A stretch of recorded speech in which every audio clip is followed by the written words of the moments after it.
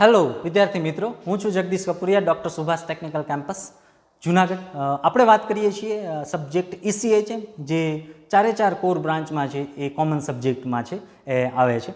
આજનો આપણો જે ટોપિક છે એ છે યુનિટ 1નો ક્વેશ્ચન નંબર 4. આગળ 3 ક્વેશ્ચન્સની છે આપણે વાત કરી લીધેલી છે. Basic of environment, then environment of India and public awareness and its necessity, આમની વાત કરેલી છે. આજે આપણે ચોથો ક્વેશ્ચન, જો આગળના વિડીયોઝ જોયેલા નથી તો એમને જોઈ લો.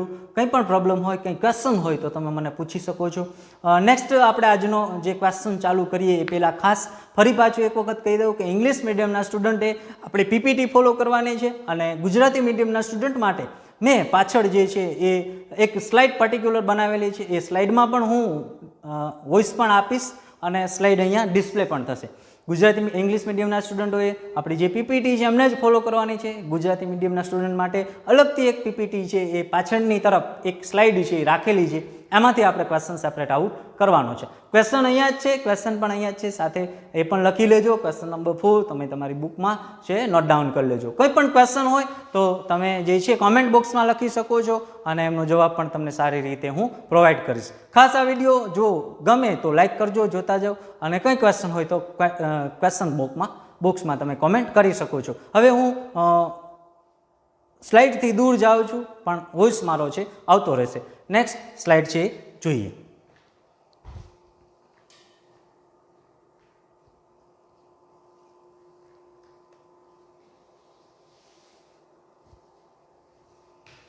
Unit 1 ecology and environment. બરાબર, ઇકોલોજી અને પર્યાવરણ. આજનું યુનિટ 1 આપણે છીએ કન્ટિન્યુ કરીએ છીએ. એમાં જે ક્વેશ્ચન્સ છે એ ક્વેશ્ચન્સ જે છે ઓબ્જેક્ટ ઓફ એન્વાયરમેન્ટ્સ એજ્યુકેશન. આપણે યુનિટ 1ના ક્વેશ્ચન્સ 3માં એ જોયું કે what the mean of environment education. Environment એજ્યુકેશનની જરૂરિયાત શું છે? તો પબ્લિક અવેરનેસ માટે, ખાસ સિવિક સેન્સ જનરેટ કરવા માટે, પર્ટિક્યુલર એન્વાયરમેન્ટ રિલેટેડ જે સિવિક સેન્સ છે જનરેટ કરવા માટે એન્વાયરમેન્ટ એજ્યુકેશન્સની જરૂર છે. તો એન્વાયરમેન્ટ એજ્યુકેશન શું કામ હોવું જોઈએ? તો ઓબ્જેક્ટ ઓફ એન્વાયરમેન્ટ એજ્યુકેશન, પર્યાવરણ શિક્ષણની જરૂરિયાત, આજનો આ ક્વેશ્ચન્સ છે. સ્ટેપ બાય સ્ટેપ આપણે છીએ જોતા જઈએ આ question. International environmental education day, જે જાન્યુઆરી 26ના દિવસે છે એ ઉજવવામાં આવે છે, જે આપણે આગળના ક્વેશ્ચનમાં કદાચ નહોતો લીધો, પણ ત્યાં પણ તમે આ એડ કરી શકો. એન્વાયરમેન્ટલ એજ્યુકેશન ડે, વિશ્વ પર્યાવરણ શિક્ષણ દિવસ 26 જાન્યુઆરીએ છે આપણે સેલિબ્રેટ કરીએ છીએ. Environmental education is કન્સર્ન્ડ with those aspect of human behaviour which are more directly related to man's interaction with biophysical environment and his ability to understand this interaction. કે જે પણ ઇન્ટરેક્શન છે બાયોફિઝિકલ એન્વાયરમેન્ટનું, લોકોનું, સજીવોનું જે ફિઝિકલ એન્વાયરમેન્ટ સાથે જે attachment છે, living non living ઓર્ગેનિઝમ્સના જે પણ અટેચમેન્ટ છે, એમનું અટેચમેન્ટનું ઇન્ટરેક્શન કેવી રીતે થઈ શકે એ કન્સર્નથી આપણે એન્વાયરમેન્ટલ એજ્યુકેશન છે ભણવાનું હોય છે. One of the most glaring problems which the world face today is the environment pollution. અત્યારે વિશ્વને સૌથી મોટામાં મોટો ક્વેશ્ચન જો કોઈ સતાવતો હોય, અથવા તો પજવતો હોય, અથવા તો હેરાન કરતો હોય, તો એ છે એન્વાયરમેન્ટલ પોલ્યુશન, પર્યાવરણીય પ્રદૂષણ. The education four environmental awareness is essential for the younger and older generation. બંનેને છે એ અવેરનેસ કરવાની જરૂરિયાત છે, એમને એસેન્શિયલ છે. આ સ્લાઇડ પણ આપણે ત્યાં જોઈ હતી, એન્વાયરમેન્ટલ એજ્યુકેશનની awareness, knowledge, attitude, skill and participants. Education in India is mainly a state subject, and the responsibility is that of the Ministry of Education at the center and state. દરેક રાજ્યોની અને કેન્દ્રની સરકારની ગાઈડલાઇન છે કે અમુક student, અમુક એજ સુધીના સ્ટુડન્ટને અમુક પ્રકારનું એન્વાયરમેન્ટલ એજ્યુકેશન છે મળતું રહે એવા માટેના પ્રયત્નો કરવાના, અને પર્ટિક્યુલર સિલેબસ એવી રીતે ડિઝાઇન કરવાનો કે જેથી એન્વાયરમેન્ટલ એજ્યુકેશન્સ છે એ ઇઝીલી સ્ટુડન્ટને છે એ મળી રહે. Education and public participants May change and improve the quality of environment. Education છે એ પબ્લિક પાર્ટિસિપન્ટ, પબ્લિકની ભાગીદારી ની જે છે ચેન્જ લઈ આવશે, અને ક્વોલિટી ઓફ એન્વાયરમેન્ટ, જે પર્યાવરણ છે એમની ક્વોલિટીને ઇમ્પ્રૂવ કરશે. The action, awareness and attitude. Actions છે ગ્રીન પ્રોગ્રામ્સ એન્ડ એક્ટિવિટી, એ પર્યાવરણીય એજ્યુકેશનના હાથ છે. Then awareness, it's a head. EE infusion into the curriculum. Environmental education, EE short term છે, એ છે પર્યાવરણનું અવેરનેસ છે એ માથું છે, અને attitude, green culture and environment એ પર્યાવરણીય એજ્યુકેશન શિક્ષણનું હૃદય છે. એટલે action, awareness and attitude, it's hand, head and heart. Three H is there. Awareness, I acquire sensitivity to the total environment and its allied problem. Environment પ્રત્યે sensitive થાય અને એમના જે પર્ટિક્યુલર પ્રોબ્લેમ છે એમને એલાઇડ કરીએ, એમને સેપરેટ કરીએ, એમને મહત્ત્વ આપીએ. પછી સ્કિલ ડેવલપ કરવાની છે. Acquire skill for identifying environmental problem. આપણામાં સ્કિલ એવી હોવી જોઈએ, એવી સ્કિલ ડેવલપ કરવાની છે એન્વાયરમેન્ટ એજ્યુકેશનથી કે પ્રોબ્લેમ જે છે એ આઇડેન્ટિફાઈ થઈ શકે. Then knowledge, to know conservation of natural resources. Sustainable development unit 2માં આપણે જે તે નેચરલ રિસોર્સિસ છે એમને કેવી રીતે કન્ઝર્વ કરીએ, કેવી રીતે સાચવીએ તો એ સસ્ટેન થઈ શકે. તો અહીંયા એવું છે to know the conservation of natural resources. Natural રિસોર્સિસને કેવી રીતે સંરક્ષિત કરી શકીએ. Evolution ability to evaluate environmental measures and education program in terms of social, economic, ecologically and aesthetic factors. Attitude and participants to consider environments in its totally natural, artificial, technological, ecological, moral, aesthetics. આવા જુદા જુદા પ્રકારની ability છે એ total થઈ અને environment education છે particular consider આપણે કરીએ છીએ. Save environment today for the better tomorrow. Green skill India. Green skill ઇન્ડિયાનો એક આ પર્ટિક્યુલર પ્રોગ્રામ છે અથવા તેમ કહીએ કે સ્લોગન છે, to save the environment today for the better tomorrow. આવતીકાલ માટે આજનું પર્યાવરણ છે એ બચાવવું પડશે. ટુ કન્સિડર આ કન્ટિન્યુઅસ લાઈફ પ્રોસેસ. એક આખા જીવનની પ્રક્રિયા છે, કોઈ એક દિવસથી એન્વાયરમેન્ટ સુધરશે નહીં. To be interdisciplinary in approach. આપણો એપ્રોચ એવી રીતે ઇન્ટરડિસિપ્લિનરી એટલે ડિસિપ્લિન એટલે કે સંતુલિત અથવા તો સંયમિત આપણો એવો સ્વભાવ હોવો જોઈએ કે જેથી એન્વાયરમેન્ટ નુકસાન ન થાય. Two focus on current potential environment situation. Current જે એન્વાયરમેન્ટલ એટલે કે પર્યાવરણ સિચ્યુએશન છે એમની ઉપર ફોકસ કરવાનો છે. to emphasize active participants in prevention and control of the pollution. Pollution control કરવા માટે એક્ટિવલી પાર્ટિસિપેટ થવાનું છે અને પ્રિવેન્ટ કરવાનું છે એટલે ક્યોર કરવાનો છે, બચાવવાના પ્રયત્નો કરવાના છે. To examine root cause of environment degradation. પર્યાવરણ જ્યાં ખરાબ થાય છે એ રૂટ કોઝ એટલે જે મૂળિયા છે પર્યાવરણને ખરાબ કરે છે એ મૂળિયાને એક્ઝામાઇન કરવાના છે. એક્ઝામાઇન કરી અને આપણે એમને આઈડેન્ટિફાઈ કરવાના છે. To provide an opportunity for making decision and accepting their consequence. એટલે કે કંઈક એવી તકો આપવાની છે કે જેથી સારામાં સારા ડિસિઝન જે લેવાય છે એમને આપણે હાઇલાઇટ કરી શકીએ, એક્સેપ્ટ કરી શકીએ અને પછી એમને રિઝોલ્વ કરી શકીએ. EVS integration, skill, attitude, participants and knowledge.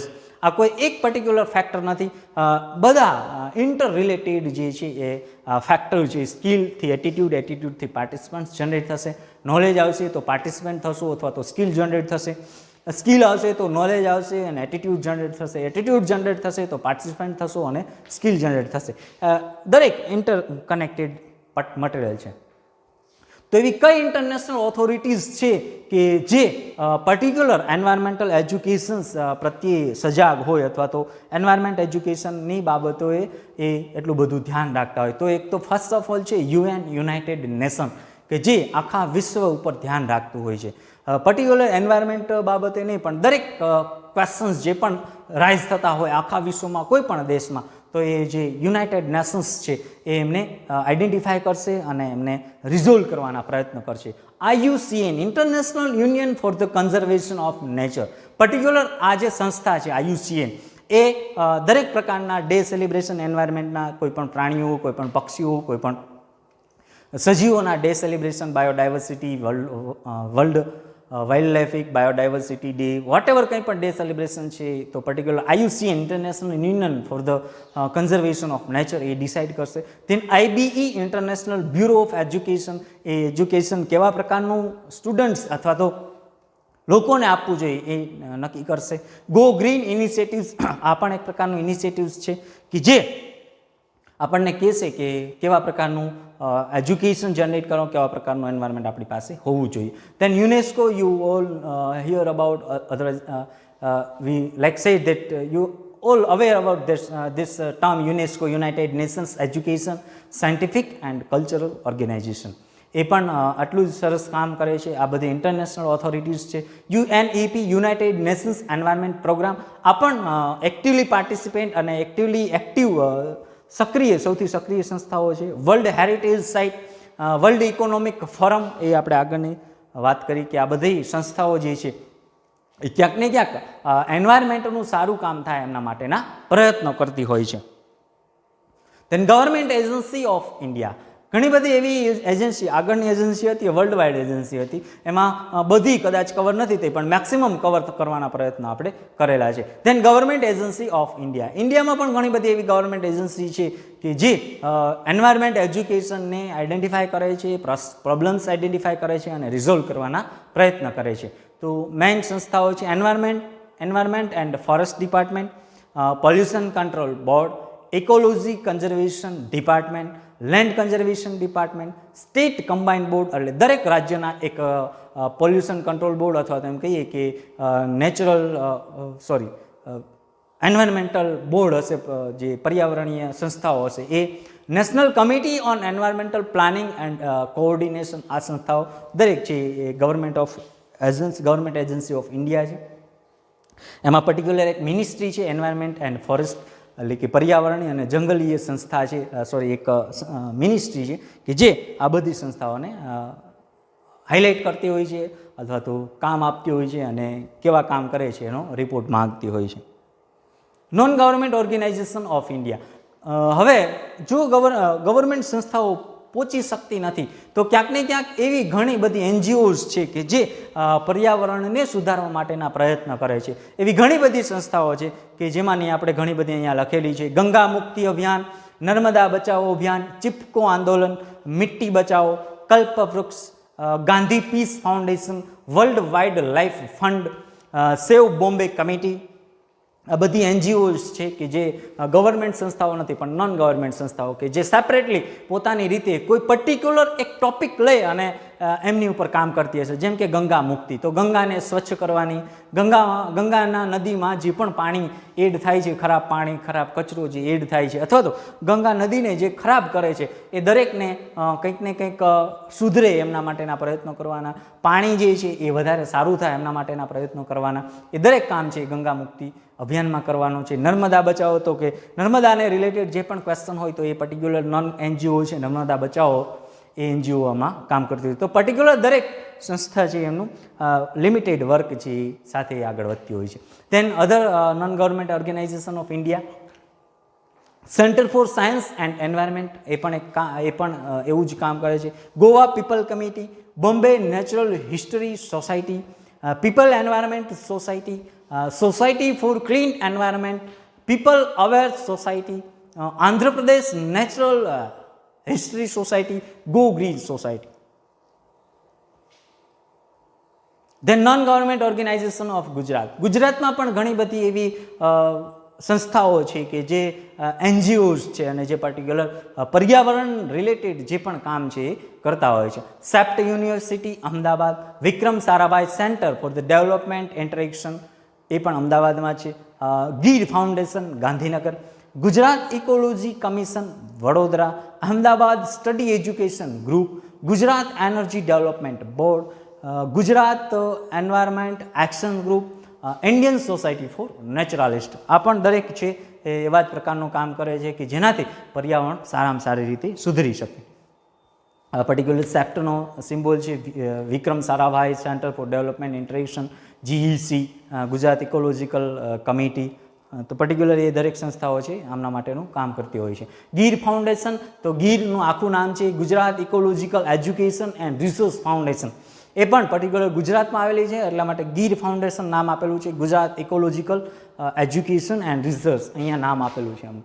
તો ગીર છે પર્ટિક્યુલર આખું એક કમ્બાઇન પાર્ટ છે જેનું ફૂલ ફોર્મ અહીંયા આપેલું છે અને મિશન પણ આપેલું છે અને એમનું કામ જે સાઈડમાં આપણે હાઇલાઇટ કરવાના પ્રયત્ન કરેલા છે.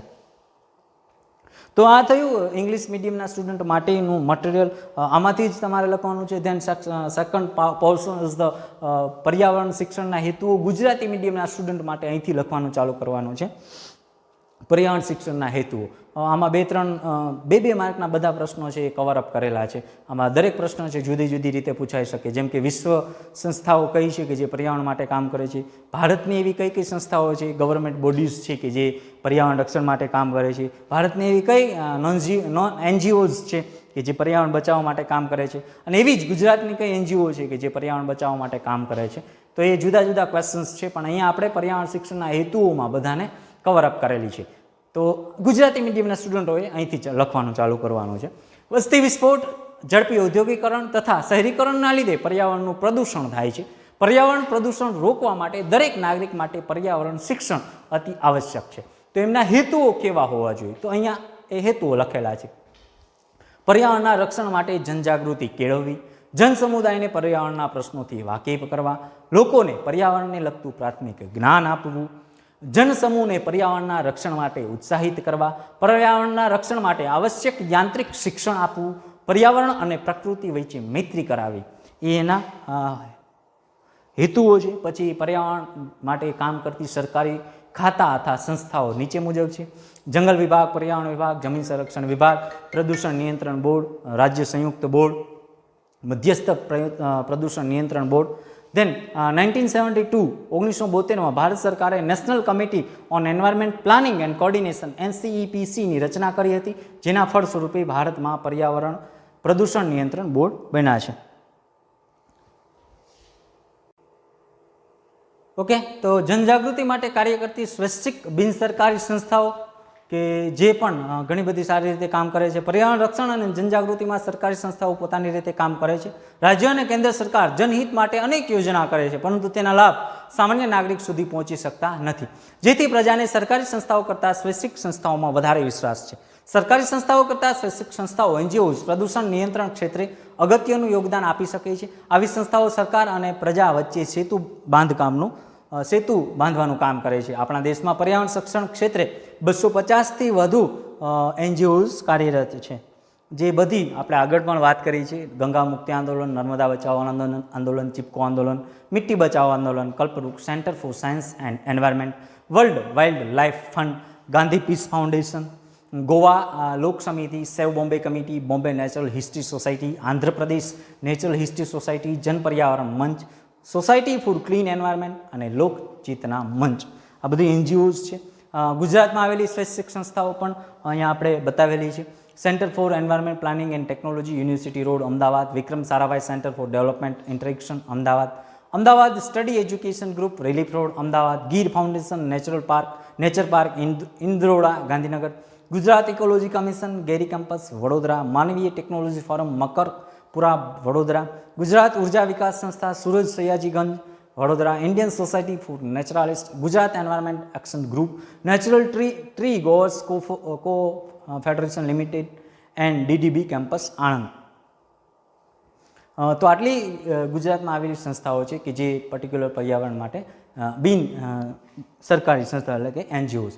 તો વિદ્યાર્થી મિત્રો, આજે આપણે જુદા જુદા પર્યાવરણ શિક્ષણના હેતુઓ જોયા, અને સાથે સાથે ઘણી બધી એવી સંસ્થાઓ છે કે જે પર્યાવરણના એજ્યુકેશનના પોઈન્ટ છે સિલેક્ટ કરે છે, અને સાથે સાથે એ પણ ડિફાઇન કરે છે કે કેવી રીતે આપણે પર્યાવરણને બચાવવાના કામ કરવાના હોય છે.